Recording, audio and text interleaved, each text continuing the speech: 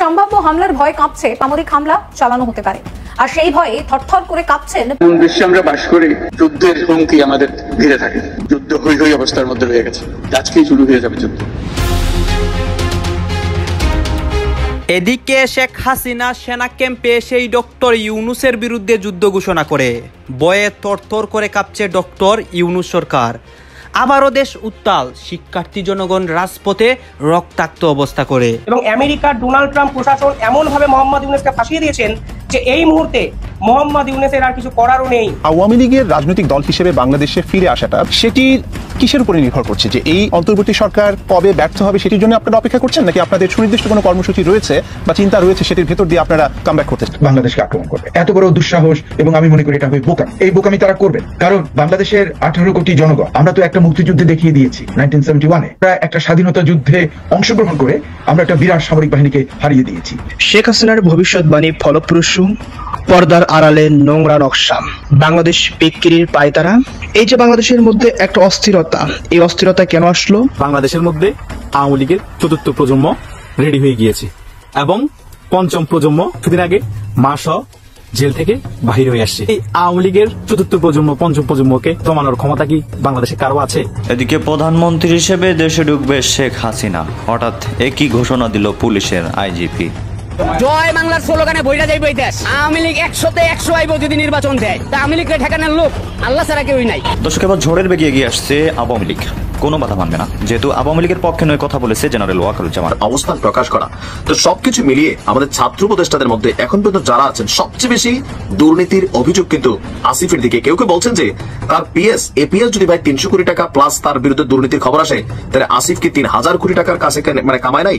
যুদ্ধ প্রস্তুতি অনেক সময় যুদ্ধের দিকে নিয়ে যায়, কিন্তু এমন বিশ্বে আমরা বাস করি, প্রতিনিয়ত যুদ্ধের হুমকি আমাদের ঘিরে থাকে। দর্শক, ভিডিও থাম্বনেইল এবং ইন্ট্রো দেখে বুঝতে পারছেন আজকে ভিডিও কতটা গুরুত্বপূর্ণ হতে চলেছে। দর্শক, এরকম একটি ভিডিও জাস্ট আপনারা দেখার জন্য হয়তো বা অপেক্ষা করতে থাকা লাগতো যে কি ঘটনা ঘটছে। দর্শক, ভিডিওটি না টেনে সম্পূর্ণ ভিডিওটি দেখুন। ভিডিওটা অনেক টুইস্ট আছে, তাই না টেনে সম্পূর্ণ ভিডিও দেখতে হবে। বাংলাদেশের রাজনৈতিক প্রেক্ষাপটের সর্বোচ্চ যে ঘটনাগুলো বর্তমান দেশের আলোচিত ব্যাপারগুলো ঘটতেছে সেগুলো দেখার জন্য অবশ্যই এই চ্যানেলটিকে সাবস্ক্রাইব করে রাখবেন নিত্য নতুন সকল আপডেটগুলো পাওয়ার জন্য। চলুন আমরা এখন ভিডিওটি দেখি। এমন বিশ্বে আমরা বাস করি, যুদ্ধের হুমকি আমাদের ঘিরে থাকে। ভারত পাকিস্তান যুদ্ধ হই হই অবস্থার মধ্যে রয়ে গেছে, হয়তো আজকেই শুরু হয়ে যাবে যুদ্ধ। প্রস্তুতি না নেওয়াটা আত্মঘাতী। আধাআধি প্রস্তুতির কোনো জায়গা নেই। এটা দূর থেকে দেখতাম সবসময়, কিন্তু এত কাছের থেকে যারা এর সঙ্গে জড়িত দৈনন্দিন ভাবে তাদের সঙ্গে নিয়ে দেখা করার সুযোগ পাওয়াতে খুবই আনন্দিত হলাম। আমিও যুদ্ধবিরোধী মানুষ, পৃথিবীতে যুদ্ধ হোক এটা আমরা কামনা করি না। যুদ্ধ প্রস্তুতি অনেক সময় যুদ্ধের দিকে নিয়ে যায়, কাজে যুদ্ধ প্রস্তুতি সম্বন্ধেও একটা ঘোরতর আপত্তি। কিন্তু এমন বিশ্বে আমরা বাস করি, প্রতিনিয়ত যুদ্ধের হুমকি আমাদের ঘিরে থাকে। তো সেখানে প্রস্তুতি না নিয়ে থাকা এটা অসম্ভব হয়ে পড়ে। এখন আমরা যখন কথা বলছি তখন আমাদেরই কাছে ভারত, আমার মনে হয় না যে ভারত বাংলাদেশকে আক্রমণ করবে। এত বড় দুঃসাহস, এবং আমি মনে করি এটা হবে বোকামি। এই বোকামি তারা করবে না কারণ বাংলাদেশের 18 কোটি জনগণ আমরা তো একটা মুক্তিযুদ্ধে দেখিয়ে দিয়েছি 1971-এ। একটা বিশাল সামরিক বাহিনীকে আমরা পরাস্ত করেছি, এবং আমাদের তখন কোনো রকমের ট্রেনিং ছিল না। আমাদের সাধারণ বাঙালি তখন বন্দুক চালানো জানতো না, কিন্তু তাও আমরা শিখে আমরা একটা স্বাধীনতা যুদ্ধে অংশগ্রহণ করে আমরা একটা বিরাট সামরিক বাহিনীকে হারিয়ে দিয়েছি। আজকে আমি যে জিনিসগুলোকে লক্ষ্য করলাম, আন্তর্জাতিক প্রেস, আমি সেটাকে উল্লেখ করতে চাই।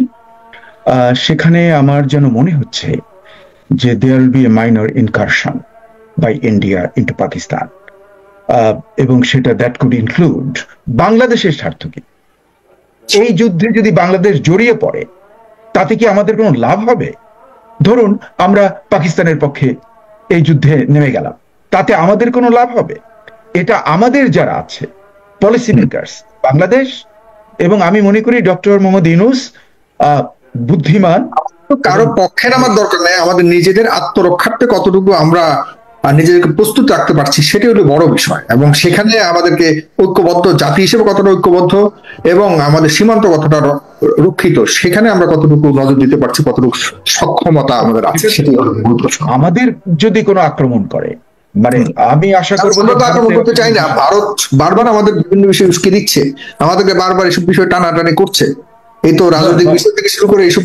হ্যাঁ, সেখানে ক্লিয়ার কাট যে ভারতের যদি ওই দুঃসাহস হয়, বাংলাদেশের জনগণ ঐক্যবদ্ধ হয়ে, মানে ভারত আমার মনে হয় না যে ভারত বাংলাদেশকে আক্রমণ করবে, এত বড় দুঃসাহস, এবং আমি মনে করি এটা হবে বোকামি।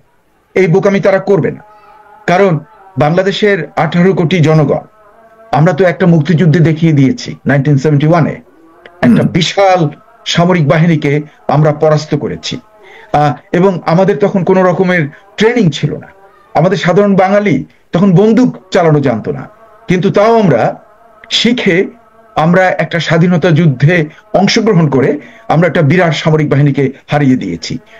এই অভিজ্ঞতা আমাদের রয়েছে এবং আমাদের প্রতিবেশীরাও এটা সম্পর্কে ওয়াকিফাল। কাজে আমি মনে করছি না যে ইস্টার্ন ফ্রন্টে এটা ভারতের জন্য খুব বুদ্ধিমানী কাজ হবে না যে দুটো ফ্রন্টে একই সময় সে যুদ্ধ শুরু করবে। কাজে আমার যেন মনে হয় যে eastern front it will be all quiet, মানে আমাদের ওদিকে যুদ্ধ, ভারতের ইস্টার্ন ফ্রন্ট, আমাদের ওয়েস্টার্ন ফ্রন্ট, এখানে কোনো যুদ্ধের সম্ভাবনা নেই। আচ্ছা, এখন ভারতীয় উপমহাদেশে যে যদি যুদ্ধটা হয়, আমার যেন মনে হচ্ছে যে আজকে আমি যে আন্তর্জাতিক প্রেসে যে রিপোর্টগুলো দেখছি তাতে আমার যেন মনে হচ্ছে হয়তোবা, নাথিং ইজ শিওর, হয়তোবা there could be a surgical incursion into Pakistan. আর ওদিকে যে বালুচিস্তানের কথা বললেন, সেখানে কিন্তু দীর্ঘকালীন স্বাধীনতা যুদ্ধের চলছে, স্বাধীনতা আন্দোলন চলছে, সেটা আমাদের ব্যাপার না, এটা পাকিস্তানের ইন্টারনাল অ্যাফেয়ার্স। আমরা এখানে কোন রকমের ভারতেও হচ্ছে, ভারতেও তো কয়েকটা রাজ্যে অলরেডি আগুন চলছে। যেমন ছত্তিশগড়ে, আমি এক এক্সাম্পল দেব, ছত্তিশগড়ে কিন্তু এই 1.5 উইক আগে ওখানে কিন্তু ভারতীয় আর্মির ক্যাম্পে অ্যাটাক করেছে। আমি আসলে একটা বিষয় জানার ব্যাপারে খুবই কিন, এবং আমি ধারণা করি যে আমার যারা দর্শক রয়েছেন তারাও বিষয়টি এই বাস্তবতায় এই সময়টাতে জানতে চায় যে আওয়ামী লীগের রাজনৈতিক দল হিসেবে বাংলাদেশে ফিরে আসাটা, মানে ফিরে আসা মানে হচ্ছে যে আবার আগের মতো কার্যক্রম পরিচালনা করা বা রাজনৈতিক ট্র্যাকে ফিরে আসার কথা আমি বলছি, সেটি কিসের উপরে নির্ভর করছে? যে এই অন্তর্বর্তী সরকার কবে ব্যর্থ হবে সেটির জন্য আপনারা অপেক্ষা করছেন, নাকি আপনাদের সুনির্দিষ্ট কোনো কর্মসূচি রয়েছে বা চিন্তা রয়েছে সেটির ভেতর দিয়ে আপনারা কামব্যাক করতে চান? আমরা সচেতনভাবেই অপেক্ষা করছি। এখন যদি আমরা রাজনৈতিক কর্মসূচি নিয়ে নামতাম তাহলে সরকারের পক্ষ থেকে আবার অনেকে বলতো যে আমাদের কারণে তারা রাষ্ট্র পরিচালনা করতে পারছে না এবং আমাদের কারণে দ্রব্যমূল্য বাড়ছে বা এই হচ্ছে। গার্মেন্টস শ্রমিকরাও যখন আন্দোলন করে তখন বলে যে স্বৈরাচার ফিরে এসছে গার্মেন্টস শ্রমিক হিসাবে। এই বক্তব্য যখন দেওয়া হয় তখন আমরা সচেতন ভাবেই আমরা একটু দৃষ্টি পাচ্ছি যে কারণ যাতে আমাদের উপর দোষ না আসে। আওয়ামী লীগ এমন একটি দল যেই দলের লক্ষ লক্ষ নেতাকর্মী আছে, কোটি কোটি সমর্থক আছে। আওয়ামী লীগ ফুরিয়ে যায়নি, আওয়ামী লীগ কখনো ফুরিয়ে যাবে না। আওয়ামী লীগ, আমরা চাই দেশ ভালো থাকুক, দেশের মানুষ ভালো থাকুক, আওয়ামী লীগ সচেতন ভাবেই এখন আছে। আওয়ামী লীগকে এই মুহূর্তে প্রবাসী সরকার বা এরকম কোনো কিছু চিন্তা ভাবনা করছে ফর্ম করার? মানে এই লেজিটিমেসির প্রশ্নে যদি আমি বলি, আপনার সঙ্গে নিশ্চয়ই আপনার দলের সভানেত্রীর যোগাযোগ রয়েছে, সেই ক্ষেত্রে এরকম কোনো চিন্তা ভাবনা রয়েছে কিনা প্রবাসী সরকার গঠনের? এরকম চিন্তা ভাবনার কথা আমি শুনিনি, আলোচনা কারোর সাথে হয়নি। রাইট। আমরা অনুষ্ঠানের শেষ পর্যায়ে আমি খুব ছোট করে কয়েকটি বিষয় একটু আপনার সামনে তুলে ধরতে চাই। একটি বিষয় হচ্ছে, আমরা দেখতে পেলাম যে বঙ্গবন্ধু জাতির জনক কিনা সেই বিষয়েও একটা বিতর্ক শুরু করেছে সমন্বয়কারীদের বা সমন্বয়কদের একটি অংশ, এবং এটি অবশ্য উত্থাপন করবার পরেই প্রবল বাধার মুখে পড়েছে, প্রবল সমালোচনার মুখে পড়েছে। কিন্তু আমার প্রশ্নটা অন্য জায়গায়, যে বঙ্গবন্ধুর মতো মানুষকে এই যে বিতর্কের মুখে দাঁড় করানো, মানে এই যে একটা অবস্থা তৈরি হওয়া, সেখানে কি মুক্তিযুদ্ধ বা বঙ্গবন্ধুকে আপনাদের নিজেদের করে রাখার একটা প্রবণতা, এটি যে জাতির জনক, মানে জাতির কাছে ছড়িয়ে দেওয়ার যে ব্যাপারটা, সেই কাজটি করতে কি আপনারা ব্যর্থ হয়েছেন? মানে সেই ব্যর্থতার ফল হিসেবে কি এটি হচ্ছে কিনা? কখনো আমরা মনে করিনি এবং করি না যে বঙ্গবন্ধু শুধু আওয়ামী লীগের। বঙ্গবন্ধু জাতির, বঙ্গবন্ধু বাংলাদেশের 17-18 কোটি মানুষের। এবং শুধু বঙ্গবন্ধু কেন, আমাদের স্বাধীনতা নিয়েই তো প্রশ্ন তোলা হচ্ছে। কায়েদে আজমের জন্মদিন পালন করা হচ্ছে, মৃত্যু দিবস পালন করা হচ্ছে, ঢাকা বিশ্ববিদ্যালয়ে পাকিস্তানের পতাকা উড়ানো হচ্ছে। সুতরাং অনেক কিছু, জাতীয় সঙ্গীত আপনার পরিবর্তন করার কথা বলা হয়েছে। তো সুতরাং দেশের স্বাধীনতা নিয়েই তো প্রশ্ন তোলা হচ্ছে। তো সেই ক্ষেত্রে স্বাধীনতা নিয়ে, বঙ্গবন্ধুকে নিয়ে প্রশ্ন তোলা মানে তো স্বাধীনতাকে নিয়েই প্রশ্ন তোলা, অন্য কিছু তো। রাইট। আরেকটি বিষয়, সেটি আন্তর্জাতিক যে গণমাধ্যম সেখানে বেশ দৃষ্টি কেড়েছে, সেটা হচ্ছে যে ওই যে যেটি প্রশ্নটি আগেও করেছিলাম যে ভিন্ন মতকে দমন করার যে একটা অভিযোগ আপনাদের রয়েছে গত রেজিমে, সেখানে আয়নাঘরের যে একটা সিম্বল তৈরি হয়েছে, বলা হচ্ছে যে আয়নাঘরের মাধ্যমে নির্যাতনটা করা হতো, সেই বিষয়টা নিয়ে এখন তো সরকার ক্ষমতা প্রায় 3 মাস, আয়নাঘরটা কোথায় একটু দেখার, কিন্তু তারাই তো একটা আপনার র্যাবের পক্ষ থেকে বলা হয়েছে, এই সরকারের প্রধান বলেছে আয়নাঘরের কোনো অস্তিত্ব খুঁজে পাওয়া যায়নি। 8 মাস আগেও মুরাদনগরে সম্ভবত ধান খেতে গেলে লুঙ্গিটা গোসলাং বেদিয়া যিনি খালি পায়ে কাদার মধ্যে হাঁটতেন, এই ছেলেটার নাম হচ্ছে উপদেষ্টা আসিফ। বাট 8 মাসের মধ্যে আমরা এই আসিফকে দেখছি যে লাল গালিচার মধ্যে কিভাবে তিনি আসলে সংস্কার আর কি খনন কার্যক্রম উদ্বোধন করেছিলেন। দেখেন আজকে সাংবাদিক ইলিয়াস আসিফকে নিয়ে যে বক্তব্য দিয়েছে এটা প্রথম না, ইতিমধ্যে ছাত্র উপদেষ্টাদের মধ্যে সবচেয়ে বিতর্কিত ভূমিকা কিন্তু আসিফের। কেউ কেউ বলছেন যে সুইজারল্যান্ডে তিনি গিয়েছিলেন সুইস ব্যাংকে একটা অ্যাকাউন্ট করার জন্য, এবং এটা নিয়ে তারেক তিনি একটা প্রশ্ন ছুড়ে দিয়েছেন। এরপরে আসিফের বাবার যে লাইসেন্সের ইস্যুটা, আসিফ ফেসবুকে যত বড় স্ট্যাটাস দেখ তার বাবা এতটা অবুঝ এটা পাগলও বিশ্বাস করবে না, নাম্বার 1। নাম্বার 2, কোন সেই ঠিকাদার যে তার বাবাকে প্রলোভন দেখাইয়া মানে এই লাইসেন্সটা করালো, সেই ঠিকাদারের ব্যাপারে আসিফ কি পদক্ষেপ নিয়েছে? তার উপরে তার উপদেষ্টার যে দুর্নীতির ফিরিস্তি বের হয়েছে সেটার পক্ষে আমরা দেখছি আসিফকে নিজের অবস্থান প্রকাশ করা।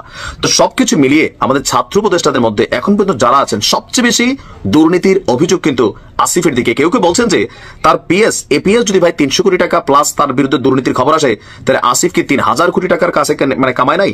এটা অভিযোগ, প্রমাণিত হয় নাই, দুদক ইনভেস্টিগেশন করবে, আলোচনা চলছে।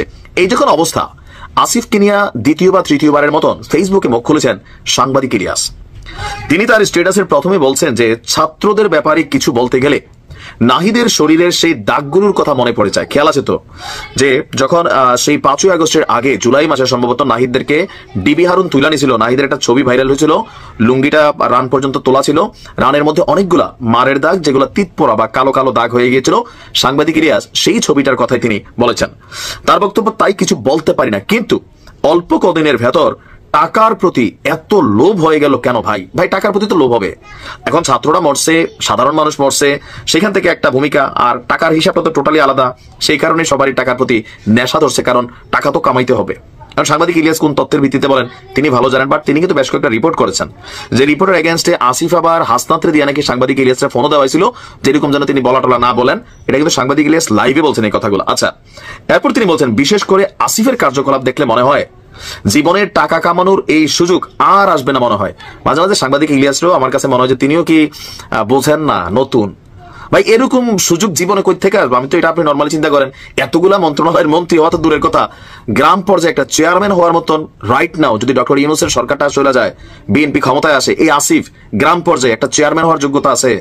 বাস্তবতা হচ্ছে নাই, না আছে ফ্যামিলি ব্যাকগ্রাউন্ড, না আছে পলিটিক্যাল কোনো সুদীর্ঘ ক্যারিয়ার, বাট একটা পজিটিভ জায়গা তারা তৈরি করছিল। এমপি হতে পারতো, কিন্তু গেল কয়েক মাসে তার বাবা বিভিন্ন জায়গায় যেভাবে দান সাদাকার কথা বলছেন, আর আসিফ তার এই ক্ষমতার জায়গা থেকে তার এলাকায় যেভাবে উন্নয়নের কাজ সাহায্য করছেন, এগুলো তো কনফ্লিক্ট অফ ইন্টারেস্টে আসছে তার জায়গা থেকে, তাই না?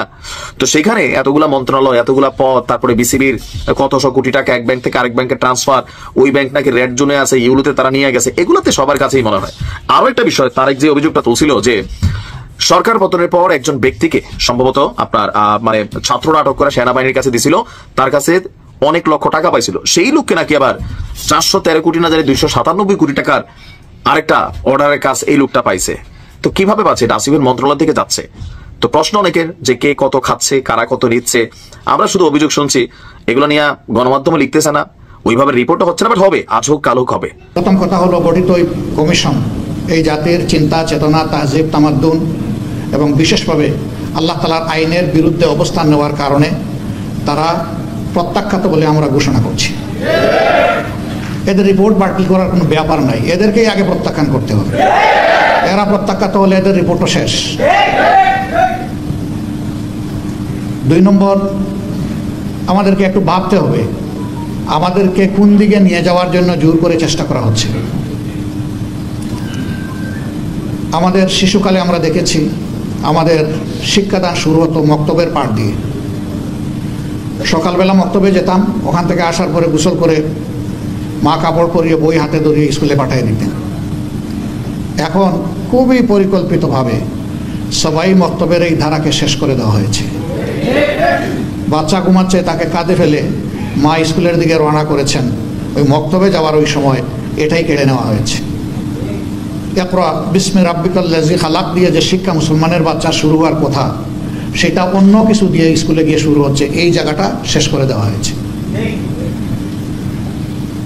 সেই প্রজন্মেরই কিছু লোক হয়তো আজকে তারা গোটা নারী সমাজের প্রতিনিধিত্বের কথা বলে সমাজকে বিভ্রান্ত করছেন।